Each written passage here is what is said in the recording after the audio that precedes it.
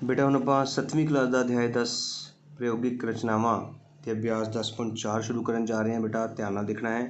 असीं 10.2 दे विच सिੱਖਿਆ कि जे एक त्रिभुज दीयां 3 भुजावां दित्तियां होण तां त्रिभुज किदां रचना की जाती है। 10.3 दे विच सिੱਖਿਆ कि दो भुजावां दे नाल जे कोई कोण दिता जाए तो किदां आपां त्रिभुज की रचना की जा सकती है। हुण 10.4 दे विच सीखण जा रहे हैं कि जेकर एक भुजा ते दो कोण दिते होण तां असीं त्रिभुज की किवें रचना कर सकते हैं। ध्यान देखो, तरीका फिर वही है। तुहानूं मैं कहा है सब तो पहले एक रफ डायग्राम त्रिभुज का बनाना हुंदा है।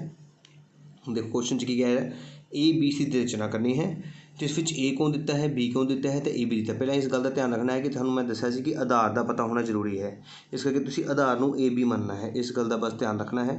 जो कि तुहानूं 5.8 दिता है। ए कोण तुहाडे कोल 60 डिग्री है तो बी कोण तुहाडे कोल 30 डिग्री है। हुण तुसीं ध्यान नाल देखियो, मैं तुहानूं किस तरह इस रफ डायग्राम नूं देखदे होए एक फेयर डायग्राम बनाऊँगा। सब तो पहला असीं एक ए बी लाइन खिंचांगे जिहड़ी कि 5.8 सेंटीमीटर वड्डी होवेगी। देखो बेटा तुसीं देख सकते हो, एक तो लैके इत्थों लैके बेटा जित्थों शुरू होंदी लाइन आ 5.8 का मतलब होंदा 5 तो बाद 6 5.1 2 3 4 5 6 7 8। देखो 5.8 तक लगानी है, 6 तक नहीं, 6 तो पिछे दो जी लाइना ने 5.8 तक असी लाइन लगा रही है जिसनों असी नाम दिता है ए ते बी, जो कि 5.8 सेंटीमीटर लंबी होवेगी। हुण सवाल नूं देखो ध्यान नाल, समान के मुताबिक साडे कोल ए कोण ए दे उत्ते 60 डिग्री का कोण बनाउणा है। असी डी की मदद नाल 60 डिग्री का कोण बनावांगे। ध्यान नाल देखियो सारे, असी ए ते डी रखन जा रहे हैं। तुहानूं मैं दस्सिया सी डी रखन का तरीका, इस बिंदु नाल असी ए नूं मिलाउणा है तो इस लाइन के नाल असी उस ब्लैक लाइन नूं मिलाना है। देखो असी बिल्कुल डी रख ली है। हुण ध्यान नाल समझना है, जिस बिंदु ते तुसीं मिलाया है, ठीक है, उस बिंदु बाद लाइन तुहाडी देखो सज्जे हत्थ है ना, इस पासे है ना, तो तुसीं इधरों 10 तो शुरू करने हैं। तुसीं 60 बनाना ना, तो इधरों देखो 60 देखो इधर 10 20 30 40 50 60, ये तुहाडा 60 डिग्री का कोण बन गया है। समझ लगी। तुसीं जिस बिंदु नाल बिंदु मिलाया है उस तो बाद 60 बनाना है, तो उधर देखो 10 20 30 40 50 60 60 के उपर बिंदु लगा लिया है। इस बिंदु नाल असीं इहनूं मिलावांगे।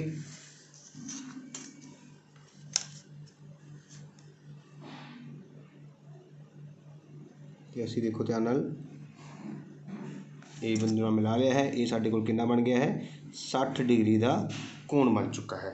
हुण बेटा बी ते बनाना है 30 डिग्री का कोण। ध्यान नाल देखियो, देखो बेटा डी रख ली है बेटा।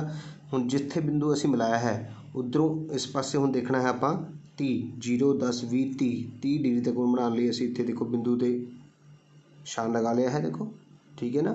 हुण इस बिंदु नाल असी बी नूं मिलावांगे। तुसीं देख सकते हो बेटा असी 30 डिग्री का कोण भी बना लिया है। तो इस तरह सानू सी बिंदु मिल गया है। तो ये त्रिभुज ए बी सी तुहाडा रिक्वायर्ड त्रिभुज होगा जो कि असी रचना करनी सीगी। उम्मीद कर रहा तुहानूं समझ आया होगा किस तरह असी ए बी बनाई है। ए ते 60 का कोण ते बी ते 30 का कोण बना के सवाल नूं कंप्लीट किया है। हुण दूजा भाग देखो सारा, दूजा सवाल। हुण देखो सैकेंड क्वेश्चन दे विच पी क्यू आर त्रिभुज की रचना करनी है। जो पी क्यू तुहानूं 5 दिता गया है तो सब तो पहले तुसीं एक रफ डायग्राम बनाना है। तो आधार नूं पी क्यू नाम देना है क्योंकि सानूं पी क्यू 5 सेंटीमीटर पता है। तो इत्थे असीं आर नाम दिता है। ठीक है ना बेटा। हुण देखो तुहानूं जो नाम दिता हुंदा ना पी क्यू आर, तो उस वेले तुसीं विचकारला कोण देखना हुंदा बेटा। पी क्यू आर का मतलब क्यू कोण कितना है 105। तो क्यू कोण तुसीं 105 रफ डायग्राम दे विच लिख लिया है।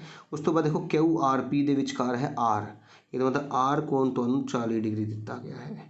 पर इस गल का ध्यान रखना है बेटा, जदों भी दो कोण देख भुजा दी होवे तो जिहड़ी भुजा दी है उही कोण सानूं दिते होने चाहिए ने। इहदा मतलब पी कोण की लोड़ आ सानूं, जो कि सानूं नहीं दिता गया। हुण सानूं पी कोण पता करना पैना है। ध्यान नाल देखो, तुहानूं पता है मैं दस्सिया सीगा कि 6वें अध्याय 6वें चैप्टर दे विच कि त्रिभुज के अंदरले कोणां का जोड़ 180 हुंदा है। असीं इहनूं एक्स मान लिया तो असीं एक्स जमा 40 जमा 45 किहदे बराबर रखांगे 180 दे। एक कापी ते लिख के दिखाना है बेटा रफ डायग्राम के नीचे। एक्स जमा 40 दे 45 जोड़ के कितना हो गया है 85 बराबर 180 आ गया है। हुण 85 उस पासे जाके माइनस होवेगा। एक्स बराबर आ गया 180 माइनस 85। तो तुहानूं साफ पता लग रहा है कि 180 के विचों 85 घटावांगे साडे कोल बचदा है 95 डिग्री।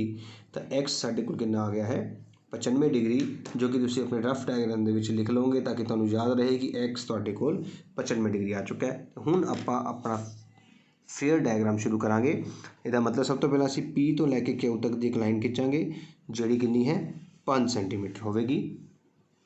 ਦੇਖੋ ਬੇਟਾ ਅਸੀਂ 5 ਸੈਂਟੀਮੀਟਰ ਦੀ ਇੱਕ ਲਾਈਨ ਡਰੋ ਕਰ ਲਈ ਹੈ ਜਿਸ ਨੂੰ ਅਸੀਂ ਨਾਮ ਦੇਵਾਂਗੇ P ਤੇ Q।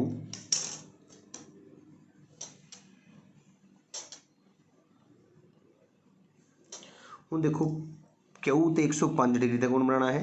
ਅਸੀਂ D ਨੂੰ ਉਠਾਵਾਂਗੇ ਤੇ D ਨੂੰ Q ਤੇ ਇਸ ਤਰ੍ਹਾਂ ਰੱਖਾਂਗੇ ਕਿ ਬਿਲਕੁਲ ਲਾਈਨ ਨਾਲ ਲਾਈਨ ਮੈਚ ਕਰ ਜੇ। ਹੁਣ ਦੇਖੋ ਇਸ ਬਿੰਦੂ ਤੇ ਰੱਖਿਆ ਨਾ ਤੇ ਬਣਾਉਣਾ ਤੁਸੀਂ ਇਸ ਪਾਸੇ ਆਪਣੇ ਜਿਸ ਬਿੰਦੂ ਤੇ ਤੁਸੀਂ ਰੱਖਿਆ ਹੈ ਉਹਦੇ ਖੱਬੇ ਹੱਥ ਤੋਂ ਸ਼ੁਰੂ ਕਰ ਲਓ। ਤੁਸੀਂ 105 डिग्री ਦੇਖਣਾ 0 10 20 30 40 50 60 70 80 90 100 ਤੇ ਇਹ ਤੁਹਾਡੇ ਕੋਲ ਕਿੰਨਾ ਹੋ ਗਿਆ ਬੇਟਾ 105 100 ਤੇ 110 ਦੇ ਵਿਚਕਾਰ। ਤੇ ਇਸ ਬਿੰਦੂ ਨਾਲ ਅਸੀਂ Q ਨੂੰ ਮਿਲਾਵਾਂਗੇ। ਧਿਆਨ ਨਾਲ ਦੇਖਿਓ ਸਾਰੇ।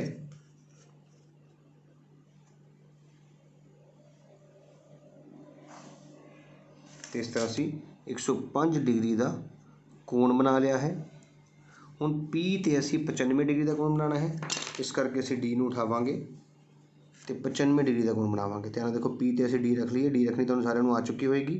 ਹੁਣ P ਬਿੰਦੂ ਤੇ ਰੱਖੀਏ ਤਾਂ ਇਸ ਪਾਸਿਓਂ ਅਸੀਂ 0 ਤੋਂ ਸ਼ੁਰੂ ਕਰਨਾ ਹੈ। ਯਾਦ ਰੱਖੋ ਜਿਸ ਬਿੰਦੂ ਤੇ ਰੱਖੀ ਹੈ ਉਹਦੇ ਸਾਹਮਣੇ 0 ਤੋਂ ਸ਼ੁਰੂ ਕਰਨਾ ਹੈ। ਹੁਣ ਅਸੀਂ ਕਿੰਨਾ ਬਣਾਉਣਾ ਹੈ 95 0 10 20 30 40 50 60 70 80 90 ਤੇ 5 95 ਸਾਡਾ ਐਂਗਲ ਫੋਰਮ ਹੋ ਗਿਆ ਹੈ। ਧਿਆਨ ਨਾਲ ਦੇਖਣਾ ਸਾਰਿਆਂ ਨੇ, ਠੀਕ ਹੈ ਨਾ। ਤੇ ਹੁਣ ਤੁਸੀਂ ਕਿੱਦਾਂ ਕਰੋਗੇ, ਧਿਆਨ ਨਾਲ ਦੇਖਣਾ ਸਾਰਿਆਂ ਨੇ। ਬੇਟਾ ਇੱਥੇ ਇੱਕ ਛੋਟੀ ਜਿਹੀ ਗਲਤੀ ਹੋ ਗਈ ਹੈ 40 ਤੇ 45 ਨਹੀਂ ਸੀਗਾ 40 ਤੇ 105 ਦਿੱਤਾ ਹੋਇਆ ਸੀ ਸਾਨੂੰ। 105 ਤੇ 40 ਜੋੜ ਕੇ 150 ਬਣਦਾ ਹੈ ਤੇ 150 ਜਦੋਂ 180 ਚੋਂ ਮਾਈਨਸ ਕੀਤਾ ਸਾਡੇ ਕੋਲ ਕਿੰਨਾ ਆਇਆ 30 डिग्री ਆਇਆ ਹੈ। ਇਹਦਾ ਮਤਲਬ 95 ਨਹੀਂ ਹੈ ਸਾਡੇ ਕੋਲ 30 डिग्री ਹੈ। ਨਹੀਂ ਤਾਂ 95 ਦੇਖੋ ਉੱਧਰ ਨੂੰ ਜਾ ਰਿਹਾ ਸੀ, ਤ੍ਰਿਭੁਜ ਬਣਨਾ ਹੀ ਨਹੀਂ ਸੀਗਾ। ਹੁਣ ਅਸੀਂ ਦੁਬਾਰਾ P ਤੇ ਕਿਹੜਾ ਕੋਣ ਬਣਾਵਾਂਗੇ 30 डिग्री ਦਾ ਬਣਾਵਾਂਗੇ। ਦੇਖੋ ਇੱਧਰੋਂ ਅਸੀਂ 10 20 30 ਇਹ ਤੁਹਾਡੇ ਕੋਲ 30 डिग्री ਦਾ ਕੋਣ ਬਣ ਗਿਆ ਹੈ। ਦਿਖ ਰਿਹਾ ਨਾ ਤੁਹਾਨੂੰ ਸਾਰਿਆਂ ਨੂੰ। ਤੇ ਹੁਣ ਅਸੀਂ ਇਹਨਾਂ ਨੂੰ ਮਿਲਾਵਾਂਗੇ।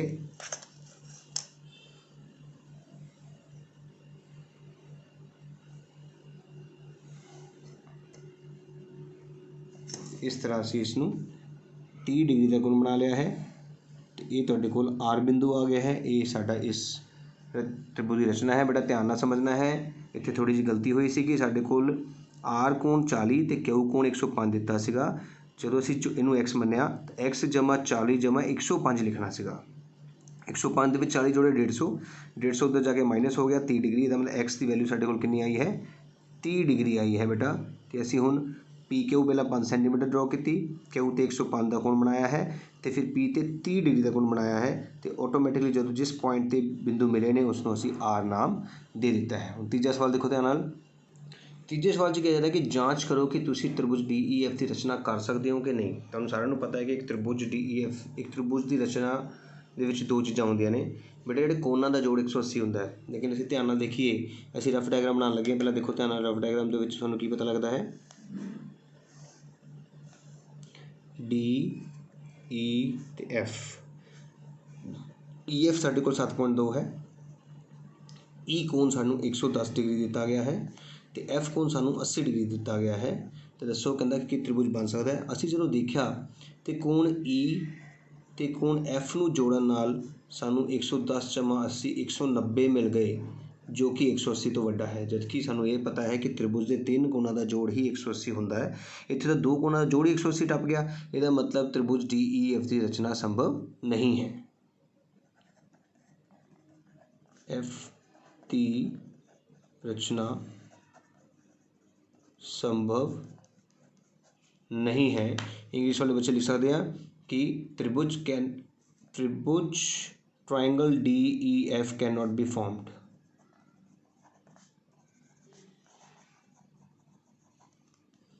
क्लीयर बेटा। इत्थे असीं डायग्राम बनाने की कोशिश नहीं करनी है क्योंकि साडे कोल जिहड़े कोण दिते ने उन्हां दा जोड़ 180 तो वड्डा हो गया है। उम्मीद कर रहे हैं कि तुहानूं 10.4 अभ्यास चंगी तरह समझ आई होगी। तो जेकर मेरी वीडियो बड़ा वधिया लगी होवे, समझ आ रहा होवे तो जरूर उसनूं लाइक करियो, कमेंट करियो तो मेरे चैनल नूं सबसक्राइब करना ना भुल्लियो तां जो अगली अभ्यास की एक्सरसाइज की वीडियो तुहाडे फोन ते शो हो सके।